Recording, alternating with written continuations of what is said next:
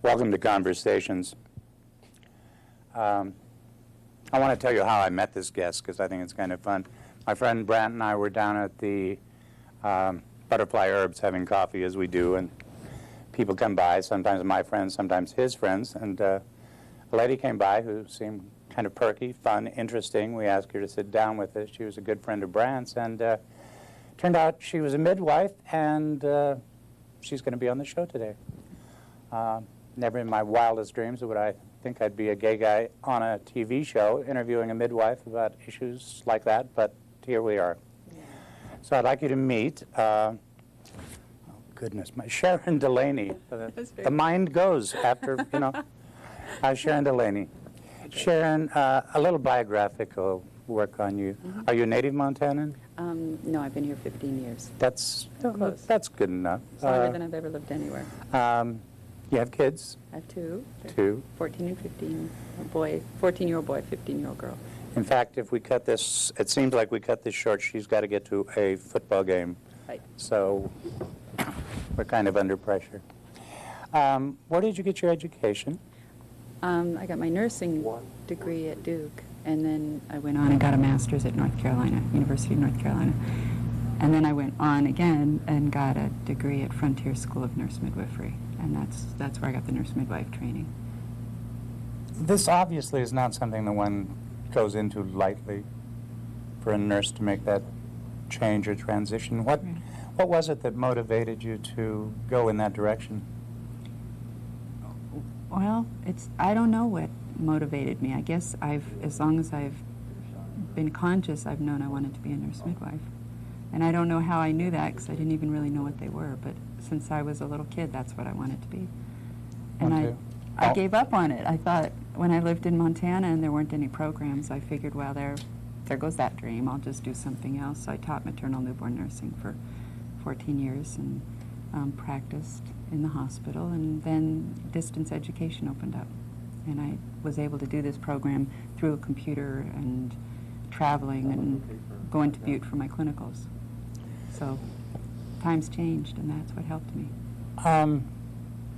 About the only thing I know about midwives is they attend at the birth of babies. Right. I'm sure there's much more than that. Let's suppose I were heterosexual, got married, we were expecting, somebody mentioned a midwife to us, the possibility of doing that, and we called you, or called someone like you. What would you give us? How would you explain what you do? What are the advantages of going with you as opposed to our family doctor? I think one of the advantages is that I'm a nurse, and so I have a nursing perspective, which means real focused on families, on building a family and not just delivering a baby, on helping you to become a father, helping the woman become a mother through teaching and support and a lot of counseling. As pregnancy goes on and new issues start coming up, we talk about those. And I encourage both the parents to be present at every visit, not just the mom and the kids if there are children, other children. So that's the big thing for me, is looking at it as building a family. And we're having a birth at the time to do that, but it's not just all about delivering a baby and monitoring the pregnancy. And I mean, that's all inherent, but there's more to it. So you're looking at a much bigger perspective than just the biological event. Exactly. And as important as that may be. Yeah, and then I really believe in being there for support throughout the labor, not just coming in to deliver the baby, but being there and offering whatever the mother wants. If she wants a non-medicated birth, if she wants a medicated birth, you know, I can provide either of those, but the support has to be there, the whole structure underneath. That's a big piece of what I do. That sounds like something that would be very beneficial. I don't know. You know, I'm a new father. Can I have my baby at home? Yes. I can? Yes. There are two choices when you choose to use a midwife. You can use a home birth midwife. There's lots of different names for them: direct entry, lay midwife, licensed midwife. In this town, they provide home births, and there's several women here that do that. So if you wanted to do the home birth route, you would go through a licensed midwife. If you wanted to have a hospital-based birth, then you would go through a nurse midwife. I think in a lot of ways our philosophies are similar. At least from my own point of view, I try to offer the most home-like birth I can within the hospital. So there's whatever, a safety net of the hospital, the security, the cleanup, which some people, that's one reason people have a baby at the hospital. So we had our hearts set on having the baby at home. Mm-hmm. But my doctor says, our doctor says, might be a little troublesome. Mm-hmm. I think you should, be a little closer to the hospital. Mm-hmm. So then do we go with you because you're a nurse midwife, Mm-hmm. as opposed to, you said a home midwife? A licensed midwife. Licensed yeah. midwife, Mm-hmm. okay. So we're at, we've agreed we're going to go the hospital way. Right. How do you work with our family doctor? How do you relate? I mean, Right. I have a specific physician that's my backup doctor, and he is the one that if I have questions or if I need to consult on something, I talk to him directly. If you were seeing a family doctor and then you chose to come to me, then I would assume your care and would be the one that would do the birth with you. If I had problems, I would speak directly to my physician because he's an obstetrician. It's his specialty area, and he's the one I'm most comfortable and familiar with. so even if we had a family doctor, we'd probably be dealing with an obstetrician, Right. a new doctor. Right, for the pregnancy. But then you would return, your family doctor would become your baby's doctor, and you would go, Oops. yeah, That's what I'm yeah. So you would clarifying for return. myself. Yeah. We have our family doctor. He refers to an obstetrician anyway. Not necessarily. A lot of Oh. family doctors do Oh, okay. birthings. So in this town, most of them do. So if you wanted to have a birth with a family doc, you could do that. If you wanted to have a midwife birth, you can have a lay midwife or a nurse midwife. There's so many choices now. It's different than it used to be. Can my doctor work with you? Can my doctor work with you? We don't have any kind of formal arrangement, but they sure could. I mean, they could call. Although you're used We to don't- working with a particular doctor, and It's just the way the state has it set up, the licensing board has it set, that I have a specific doctor that I have to identify as being my backup physician. And so that's why it would be that way. could we go back just a little bit to the home births? Mhm. Suppose I'm married to a woman as healthy as a horse, and we're sure that she could handle it at home. You would refer us to a different midwife, Mhm. and how would she be handling that? Does she have her doctor as well? It's hard to speak for them because, I don't know what all their arrangements are specifically, so it'd be best to talk directly to one of them. But my understanding is that they have informal relationships with physicians in town, and they can say, like say, and this happens sometimes, there's a midwife taking care of somebody and some minor complication develops. That midwife may say, why don't you go find an obstetrician that you feel comfortable with and go basically get a referral and a second opinion and find out where you're at with that. And they often still have a home birth. And I assume that ambulances or whatever are alerted, and that there is a backup plan of some sort in case That's there my understanding is is a problem. that when you decide to have a home birth, then your midwife and you talk about who's gonna help you out if you need help. What's your route of entry to the hospital if you need it? I'm sure I shouldn't ask you this on such short notice, but do you have any statistics? I mean, this is a safe process, the home birth. If the main thing with home birth is screening, and if you screen a woman and make sure that there aren't problems that could interfere with a safe birth, then statistically the research is showing that it can be a safe process. Okay. I could probably get in trouble for saying Okay. politically. No, I'm kidding. Well, I'm going to lead But you. it is. I'm going to lead you into even more trouble and talk about doctors. Uh-huh. Oh, boy. Why is it that a number of women want to be midwives and a lot of couples choose midwives? Don't, isn't your doctor good enough? See, I've led you into trouble right there. That's okay. It's not a matter of whether the doctor is good enough, but a woman needs to have choices in who she feels most comfortable with. I have a lot of women that come to me when they get pregnant who have seen a physician for years, but when it comes time to having their baby, they want to have the midwife care. They want to have that one-on-one. I don't have nearly as many patients as a physician has, so I get to know my families. The doc that I work with is extremely understanding about the need for us to establish that relationship. So I have another partner. Brenda's my nurse midwife partner. We work together, and we take all the time in the world with our families. When they come in for their first visit, we usually spend an hour and a half with them. There's never been anybody pushing the clock saying, you've got to be working faster, you've got to see these patients quicker. And I think that's the key to a successful practice, is having a relationship with a physician that understands that and says, you guys provide this care that's so caring, so loving. Sharon, I brought it up on this show before. I'm an alcoholic, and I fell off the wagon just recently and spent 4 days in the hospital.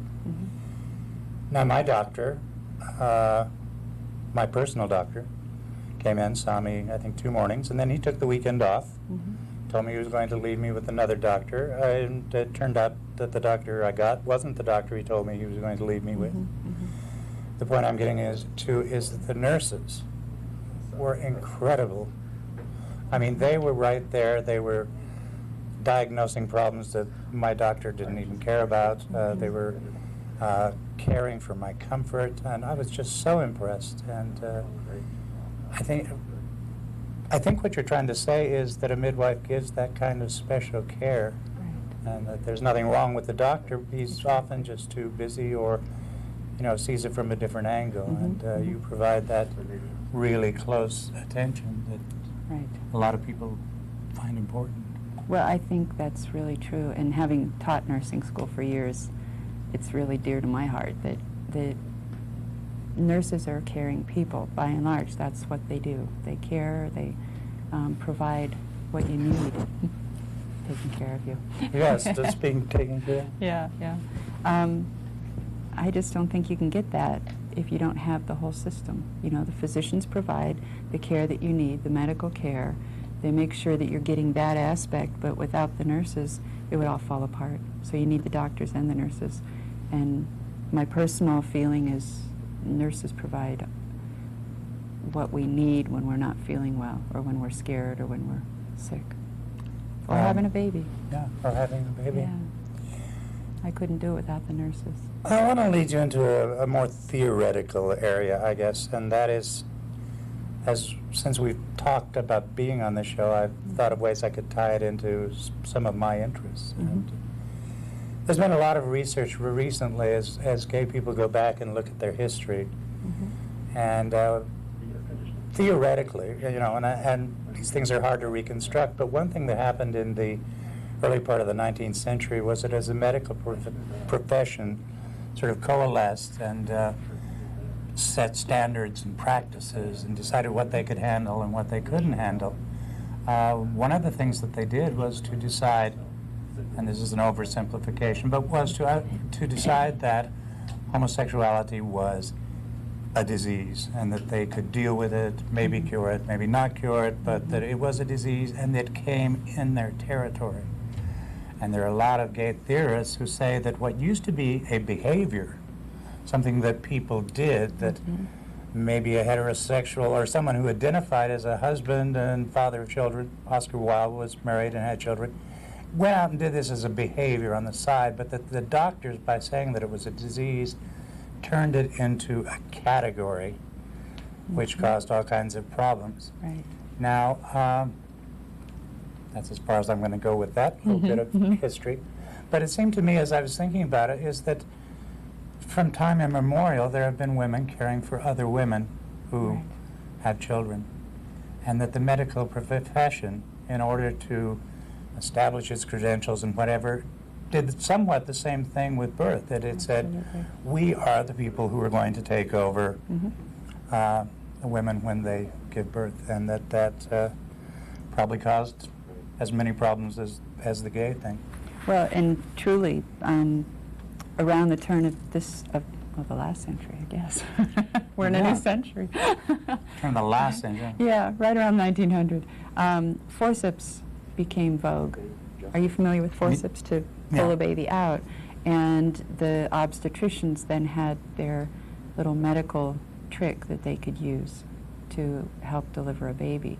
And so instead of having home birth with midwives, they then would medicalize the birth, and it became a procedure to be done, delivering a baby. And that was really a turning point in our history, in midwifery history. Was once that happened, then the physicians were to be called in, and then the next step, of course, was for the physicians not to make home visits, but for women to have to go to the hospital. And it became a medical event. Next thing, we had scopolamine, the knock-you-out drug, which was used, and women were unconscious for their births, put in these beds with bars because they would be so unmanageable from the drugging. And they put helmets on their heads, and that's how you had your baby. And it was pulled out of you because you were unconscious and unable to do this. Kind of makes me glad to be gay. I wouldn't want my partner going through all of that. Well, you know what's really interesting about all that is it was a consumer movement. We look at it and feel outraged that this was done to women, but in reality, this was demanded by women in this country. They were using this drug in France, and in Europe, and women over here were outraged that they had to have pain through labor, and they demanded this. It became a big movement, and that's one way that we had that development. So I can be outraged at what happened to women, but I also understand that the consumer movement was part of all that. Well, and I would imagine with Misunderstanding. the doctors taking on this new status, that there was a certain amount of class involved. Oh, that, definitely. Midwives were not we high can class. afford a doctor as opposed to a Yes. midwife. Yes, And, that was a big piece of it. um, But the poor were the ones that went to the hospital in the late 1800s. You didn't go to the hospital if you had money because you would die from childbed fever.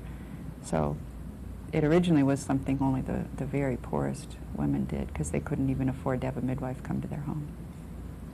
midwives were outlawed in certain states, weren't they? Or am I? No, you're So right. They I'm- still are in some states. In some states, you can't get this kind of care. Right. Now, nurse midwifery is legal, but lay midwifery, the direct entry midwives, are illegal in some states, which I find pretty abhorrent. I don't think it should be. It should be a decision that you make with your partner Mhm. based on your beliefs and what you value, and it shouldn't be mandated. I volunteer on Thursdays down at my church, and I was out having a cigarette, and the minister's wife was driving by and stopped, and I said I was going to do this show, and she told me that she had had a friend who was having birth with a midwife, and she somehow got swept into this process, and that she was there, and somehow in this, she got advice from the midwife on midlife crisis. What am I talking? Menopause. I'm off in territory that's not my own. Pre-menopause problems, and she said she got advice in just a few minutes from this midwife that her doctor had not given to her. She just had clarity on issues just like that. Nice. And made me realize that beyond the giving birth, that there is an element of, maybe feminism isn't the word, I think it works. No, it works. Of Solidarity. Women a solidarity of women caring for women, of women finding other women who are working with first-hand knowledge as opposed to a doctor for whom it is second-rate. Is there some truth in that? Am I? Oh, I think so. I think I can establish a connection with my clients that I wouldn't otherwise be able to do. I mean, male physicians can be very sympathetic, and I've gone to male physicians before and had excellent care, and they can be compassionate and be right there with you. But there's something about a woman working with a woman that's different, and you can't make that up. You can't do anything if you don't have the same reproductive organs. How do you understand what they feel like when they're not working right? That's my bias. Well, I can understand thoroughly. Mm-hmm. Brad told me a story, and I can't believe it, but anyway, let's go with this. I hate to think. He told me that up until Louis the 14th in France, or I might have my Louis wrong, that it was normal for women to give birth squatting, Mm-hmm. and that Louis wanted to see births. Mm-hmm. And the way to see births was to turn women up on their backs so that he could see them, and that's why we're still doing it that way. I mean, is there any truth to that? Can that be right? I've heard the same thing. Mm-hmm. I think it's true. But you know, it's interesting that the women I work with birth in whatever position they want to be in. A lot of times they choose that position. They'll go to being on their back, not flat, you know, certainly upright, but they'll find whatever position is comfortable. Could I ask you share some anecdotes with us? Birth anecdote? Well, birth anecdotes, or well, the one that we were talking about before the show, that when I was telling you my anecdote, you told me about a young lady. Yeah, I think I've had this happen several times when I'm talking to somebody, and I especially like working with younger women who are, you know, late teens, early 20s, and maybe have never even had a GYN visit before, and they don't know what to expect. And so I find that really exciting to be a part of their learning about their body, and one of the things I do is extensive teaching. So they're with me for quite a while as we talk about whatever their needs are, and then when I do their exam, I use that as an opportunity to teach. And I have had women that have just been astounded that they've never been told how to do a breast exam. And these are maybe a woman who's been to several different doctors in the past or different providers, and they just haven't gotten that piece of how do you really take care of yourself. And my bias as an educator and also as a nurse is if you educate people, then they take on their own power to take care of their bodies. And I guess it's kind of sad to me that that piece gets left out so often. I want to diverge here for a second because it's something just occurred to me. Okay, good. We have here in the state now the state's prison doctor is gay or bisexual. He has a wife and tons of kids, and he lives a rather strange life, but he kind of specializes in gay medicine.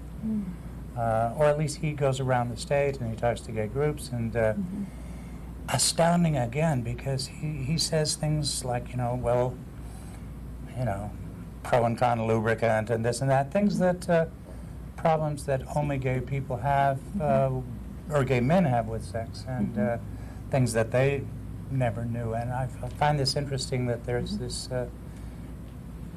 that people are in different areas of life are finding now that maybe it's best to work with people who have a first-hand experience with that. Right. Okay, more anecdotes. Oh. I thought you had another question. No. Get down to nitty-gritty here. Yeah. Anecdotes. Okay, well, let me think of some. You want birth anecdotes? Twins? I haven't Multiple done twins births? yet. No, but I've had just some really remarkable births. Gosh, it's hard to come up with some right off the bat like this. Well, you're not going to get to, because I just got a sign that said we've got about 5 minutes. Oh. And there is something major I want to talk to before we get you off to see your kid play football. Brant and I have been thinking younger about HIV prevention for younger people. And Remember we mentioned. you talked about what you were really, if you were going to be on the show, you talk about touching children, babies, yes. and the more I got to think about it is if you're going to reform society, you start even before they're born, and Right. that may, in that sense, we got about 5 minutes to talk Good. on that. I'm glad you brought it up. This is my new bandwagon. All right, touching babies and a whole new way of society or Right. whatever. Well, the thing that started, it's been cooking in here for a long time, but the thing that really got it going was the article in the paper a few weeks ago about, there's a program, a public health program that's called Back to Sleep. And the purpose of it is to encourage parents to keep their babies on their backs when they sleep because it reduces the risk of SIDS, the sudden infant death syndrome. So this article said that babies are getting flat heads on the back here, because they're on their backs all the time, and parents are all up in arms that their kids are getting flat heads, and what can we do differently? So She's not making this up, folks. no, this is real.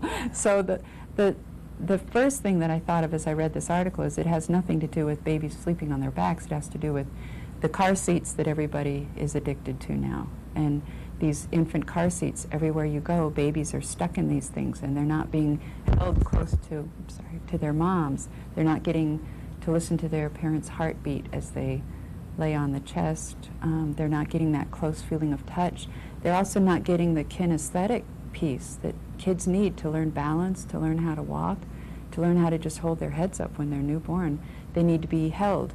And as you walk around with your baby, you bend over to pick something up, they learn to right themselves. You turn and they grab on, and they learn all this. And so there's more than just holding your baby. You're teaching them all kinds of things through your body, and they're learning it. And to me, the most important thing you're teaching them is closeness and warmth and comfort, and they get the trust that they need so that they can explore their world. And I really think that by putting kids in these car seats all the time and not holding them, they're getting bounced around and they're not getting that human contact. I was at a talk just the other night, and it was about 2 hours that we were there, and this couple, very loving couple, you could tell they just loved their baby. They were attending to this child all the time, but the kid never left the car seat. And I thought, how sad, because the child was old enough to sit on a lap and could have been playing with something while mom or dad was holding them and just giving the love. When you're touching somebody, you're conveying so much. And I don't know what you're like. I'm a real toucher. So I had to come to it. I wasn't originally. Weren't you? It was I early liked it all the 40s time. before all of a sudden it was okay to hug other people and to touch in a non-sexual way. Yeah. So it's nice. Yeah, I it is. think. It's very nice. So think what it'd be like to be a baby. You've been inside growing for 9 months. Your whole existence has been touch, soft touch of the velvety lining inside and the warmth, and then you come out and you're all alone. I think it's kind of sad. Yeah, it is kind of. And in other countries, they don't do this. They think we're nuts. They see our strollers and our little carriers, and they think it's very strange that Americans are a weird culture. I think they've got something there. I think they do too, and I think I've got something in with this thing of starting HIV prevention earlier, and I know we can't get grants to keep kids away from AIDS, but that everything is of a piece in society, and that if you tell people in a society that they're bad and they have to run away from their small towns and they emphasize sexuality and they are in these kind of rabbit warrens of concentrated sexuality, disease was inevitable. AIDS was, and Good point. and what we really need is for a whole society to be good, and we need to work on that, which is awfully hard. But you start with that but trust. we should start with kids and start early. And Trust. self-esteem builds, and then the women that I work with, when they come in for their birth control teaching, want to use condoms to protect themselves because they care about themselves. So I think you're on the right track. Start young. Okay, there's a sign that said, "Wrap it up." Okay. It says, been just delightful, This and has I'm been so glad you fun. came. Thank you so And- much, Greg. Yeah.